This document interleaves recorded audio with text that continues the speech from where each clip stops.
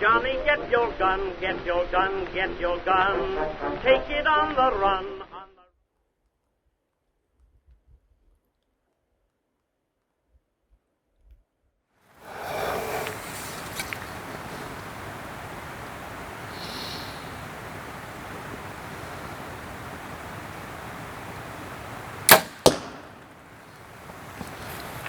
Hello, and welcome back to the channel. Today's a pretty low stress day. We're out here enjoying some sunshine. Blue skies this time of year where we live is not the seasonal norm, so it's always good to get out and enjoy the opportunity while we have it. Today's, like I said, pretty low stress day, and this is going to be a pretty low intensity video. The main purpose of it is to begin to sort of establish a dialogue with you, our viewers. In line with that, just want to say a big thank you to everyone who's taken the time to watch our videos, especially those who have subscribed or followed our content closely. We really appreciate it. It lets us know that we're doing something else, or we're doing something that has some value to other people. And hopefully today we can provide just a little bit more clarity about what we're trying to do with the channel here and the direction that it's going to be moving in the future. So in line with that, I've actually got some notes. There's a few points I wanted to hit on. With that, we'll address a few comments as well and let you know what we got coming up, sort of content that you can expect to see in the future here.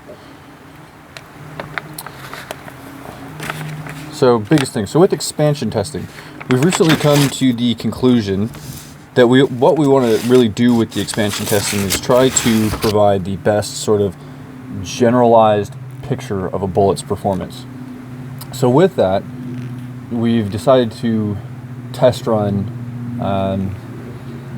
a new idea that we've come up with. What we're going to do is test each bullet, each different type of bullet, through 5 different chamberings. And we'll be initially doing this with the Nosler Ballistic Tip and the Barnes TTSX. So we'll run a bullet through 5 different chamberings, and then we'll do one video at the end to summarize the results of all 5 separate videos, as well as generate some averages. And we feel like that it will give a bit more holistic view, if you will, of that bullet's capability across a variety of platforms. And as I said, we are planning on trying this out initially with the Barnes TTSX and the Nosler Ballistic Tip. So you will see those bullets featured several times more on the channel in the near future, which can maybe get a little repetitive, but we're going to try this idea out and see how it goes.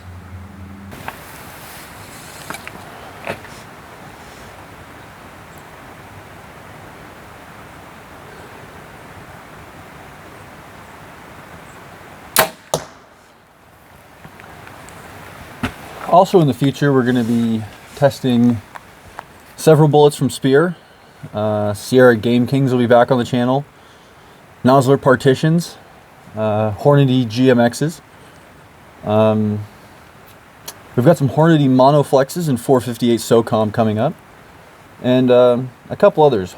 Fingers crossed, hopefully we can get our hands on some Norma Bond Strikes. Also, we've got a very long list of viewer requested bullets, and we really appreciate it. You know, keep it coming. And we recognize that there are several bullets that people have requested, you know, quite a while ago that we haven't gotten around to yet. And rest assured, we will. We will get to every bullet that is on our list eventually. To this point, though, there's been a few factors that have kept us from getting to several requested bullets. The biggest factor that I'm sure everyone is experiencing in some way, shape, or form is the supply chain issues that we've been having. Over the last 2 years, it's been rather difficult to source a lot of materials, especially stuff related to ammunition. But seems like that's been stabilizing a bit recently. More stuff's been coming back in stock, which is very exciting. and so hopefully we will be able to access and test several more bullets that have been requested by viewers. All that being said, rest assured, if you request a bullet, we will get to it eventually. And we appreciate everybody who does request a bullet.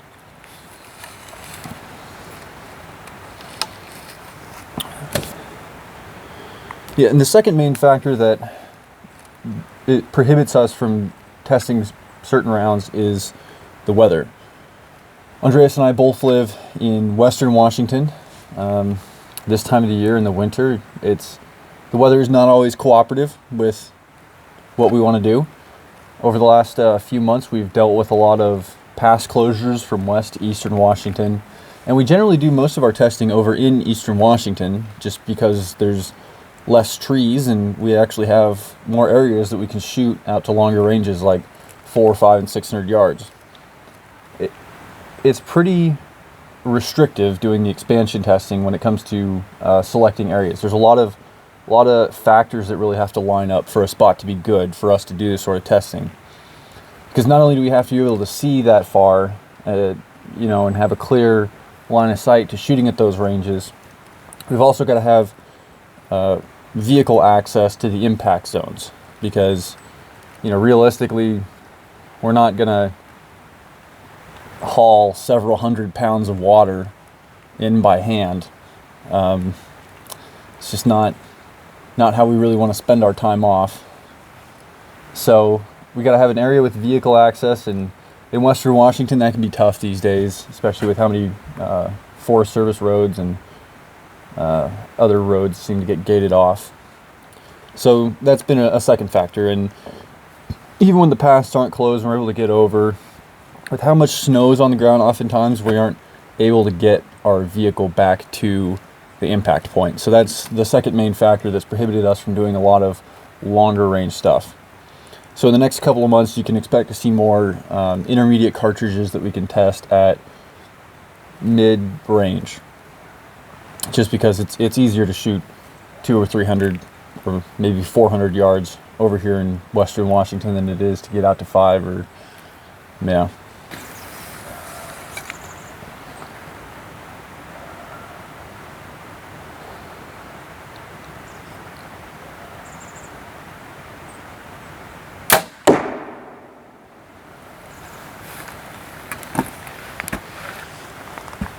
So, along with the expansion testing, we've got some other content coming up. We're going to be doing some more load development with the 7.5 Swiss. Going to try and beat that GP11.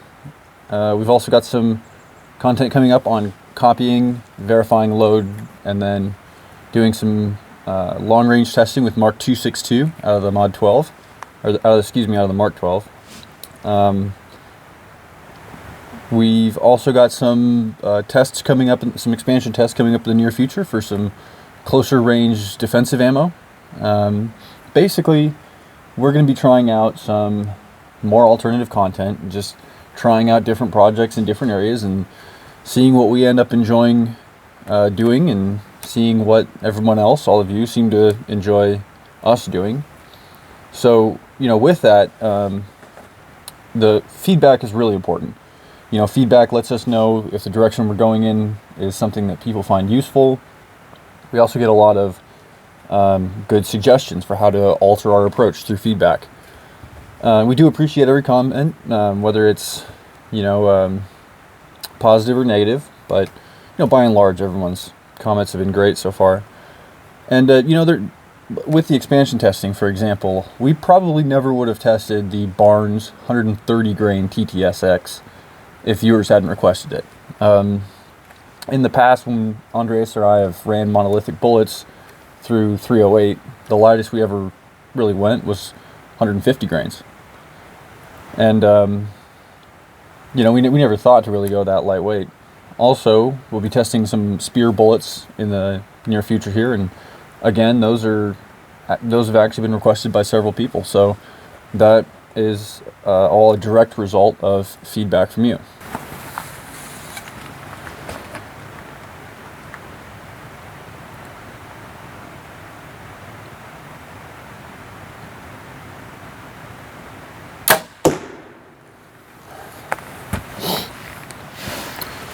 Also, if you leave us a comment and we don't get back to you right away, don't think we've missed it. Understand that we've seen the comment, but Andreas and I are both absolutely god-awful at getting back to people in a timely manner on stuff like that. We're both gainfully employed. We have busy lives, and unfortunately that is an area of improvement for us. So if you leave a comment, we've seen it. I do try and go on every once in a while and answer a bunch of them in batches. But if we haven't given some sort of reaction to your comment yet, I understand it might take us a little while, but we will get there. Okay, let's see. Oh, in line with comments and viewer requests. A while back, a viewer posed the question to us: which would we prefer, the terminal ascent from Federal or the Nosler AccuBond? And we responded, well, we'll have to take a look at it. We'll have to test them side by side. And we said to stay tuned. And some viewers commented on that later on. Hey, we're still tuned. And we haven't forgotten about that. Because of the aforementioned supply chain issues, we haven't gotten around to that yet. Because what we decided to have a truly, well, as fair of a test as we can make it, we need to get bullets, terminal ascents and AccuBonds in the exact same diameter, in the exact same grain weight, and we need to be able to chamber them in the exact same cartridge, exact same powder load, all that, and then run them through the exact same rifle. And that was a little difficult because there was a limited number of diameters and grain, calibers and grain weight that both companies manufacture those bullets in, that we had a rifle that could fire. And again, supply chain issues being what they were, it took us a while, but we've finally been able to source the components. And we've got the rounds loaded right now. They're sitting at home, waiting to be tested. They will be tested in the near future, and hopefully, weather providing, those videos will be coming out. What you'll see is one of those videos dropped. It'll either be the AccuBond or the terminal ascent. We don't know which one yet. The following week, the other one will come out, along with a separate comparison video that compares and contrasts the results between the two bullets. And we're going to be testing them both. We got 30 caliber bullets in 200 grains loaded up for our 300 Win Mag.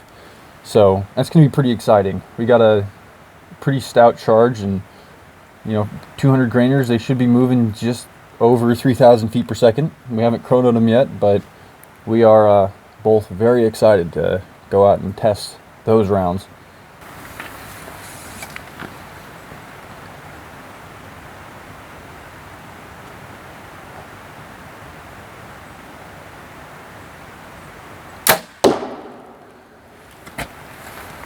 Only thing we're waiting on to test those two rounds right now is hopefully getting a little bit of a break in the weather over in Eastern Wa. Our goal is to not film in any conditions lower than about 30 to 35 degrees right now, because we still have not solved our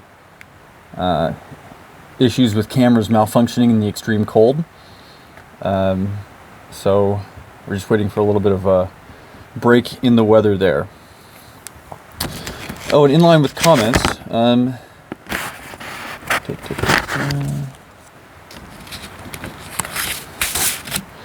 if you'd like to get in touch with us and maybe get a faster response than you would on a video comment, you can reach us at Getter or Gab, or if you prefer not to use either of those sites, we do have an email.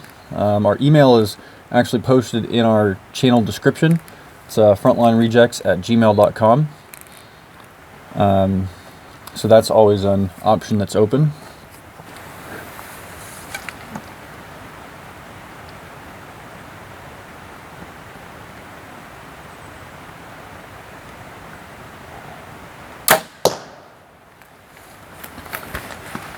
And as we wrap this up and conclude this video today, I just want to say a big thank you again to everyone who has taken the time to watch the content, to like, share, subscribe, follow it. It really means a lot to me that somebody else is able to get something useful out of few videos we've produced so far, even if it's just entertainment value. And I know Andreas would say the same thing if he was here as well. Like I mentioned, he is busy being a productive member of society, working his job, paying his taxes. I mean, we'd be doing this stuff anyway, even if no one was watching, because we enjoy doing it. But it's really cool to see that other people seem to enjoy it as well. And I think that about sums it up. So, thanks for watching. Hopefully we'll see you next time.